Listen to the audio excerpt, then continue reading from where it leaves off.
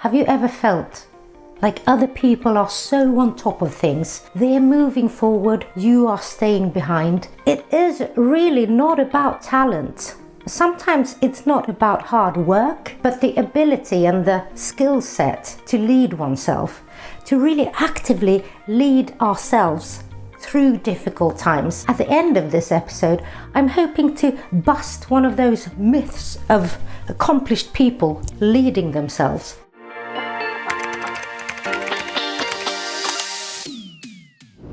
I'm Ebba. For 30 years, I've been helping students, leaders, entrepreneurs to develop their self-leading skills and, of course, grow as leaders and grow their business. In today's episode, I'm going to talk about self-leadership in context.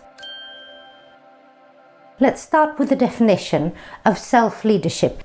So authors Bryant and Gazan, they defined self-leadership as the ability to influence our thoughts, emotions and actions, so our behavior, in a way which is conducive, positive to reaching our objectives. Really, self-leadership is also existing on an existential level. Like, why are we here and what's our purpose?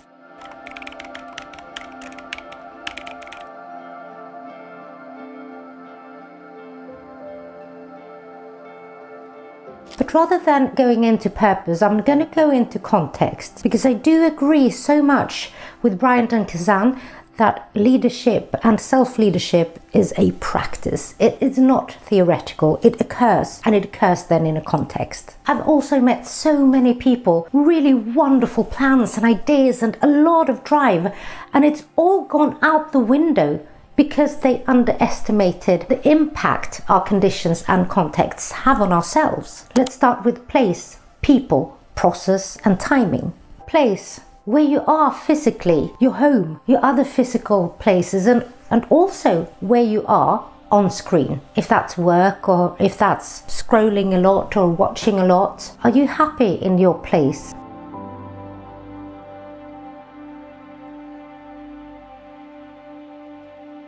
People, do you have a crew? Do you have a social context and actual people, friends, family, network, as we call it in business, who will support you? Sometimes just with pep talk, sometimes by giving you those truths that you need to hear. So I would definitely not be here if it hadn't been for a couple of colleagues in my entrepreneurship teaching life and my students. They are the ones giving me the courage and saying, you should get out there and be you.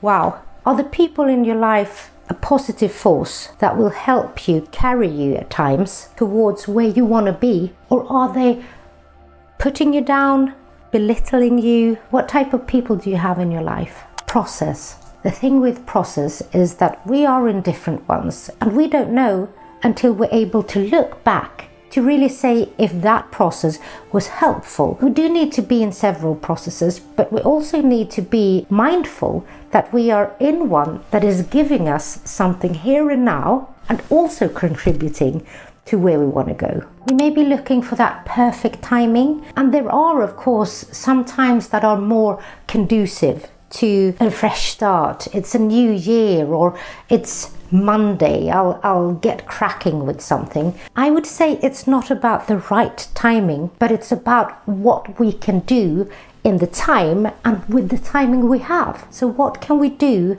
here and now? One of my ex-students, she's in this great company, but they're not performing that well at the moment. So it is not a great time or great timing to be going for that big ask, that raise and huge bump in responsibility and salary. However, the timing is really right to start that discussion, talking about where she would love to contribute, honestly projecting herself as a mature person who understands the constraints in the context they're in. She's setting herself up for that promotion when the timing is right from the company's perspective. If they're never going to give it to her for some reason, she's in the wrong company, she's in the wrong context. So when you look at your place, your people, your processes, and the time and the timing you're in. When you isolate it like that, that should yield a couple of insights that are hopefully actionable. And when I talk about actions, I'm not thinking